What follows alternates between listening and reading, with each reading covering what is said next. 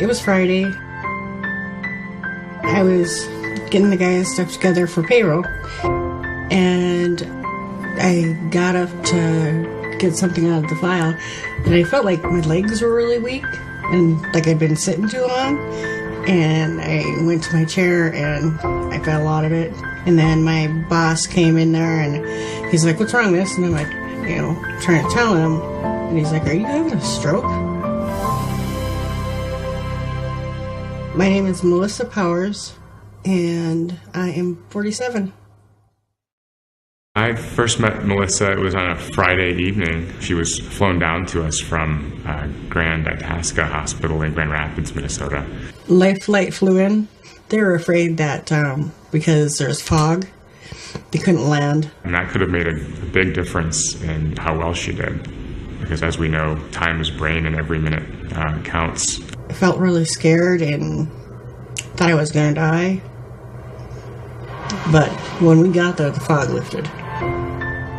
In order to treat patients with large vessel occlusions, which are basically strokes as a result of blockages of the largest arteries of the brain, we really have to act quickly. Once they hit Abbott Northwestern Hospital, we usually can get them into the room within about 10 minutes. They just started working on me right away, and I was like, "Whoa, what's going on?" And the guy's like, "Don't worry, it's okay, and we're just gonna do this procedure to get the blood clot out." And I was like, "Okay." In the angiography suite, our main goal is to get a catheter into the arteries as soon as possible. The Penumbra technique has been very effective. We navigate a very flexible, trackable catheter from the groin all the way up into the neck and eventually into the arteries of the brain. We advance directly to the face of the clot, and we use essentially it's vacuum suction that takes the clot out. So oftentimes we can do this in one pass, and there's normal blood flow that's reestablished to the brain. They just went up there and took the blood clot out, and I got better. I could lift my arm, and I could answer questions like what date it was and what year it was, and that was right in the emergency room.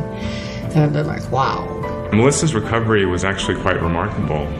A lot of times we look at outcomes for stroke patients out at 90 days. For Melissa, it was one of those rare cases where she actually improved dramatically before our eyes.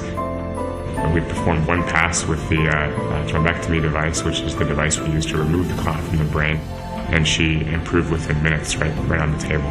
And all of a sudden she goes, "Well, how am I doing?" "You're doing great." My arm kept getting better and stuff, and my leg kept getting better, and pretty soon everything was back to normal. It was just a model case for how stroke treatment should be done, and we were just very thankful that all of that went off without a hitch. Before I had a stroke, I was going to college, and I went to the nursing home and saw people who had strokes and stuff, and so I knew what could happen. It's really amazing procedure, and I can do everything now. Drive, do my garden, pretty much everything. My husband always says, "You dodged a bullet on that one." He's like, "You were lucky. It saved my life. I wouldn't be here without it."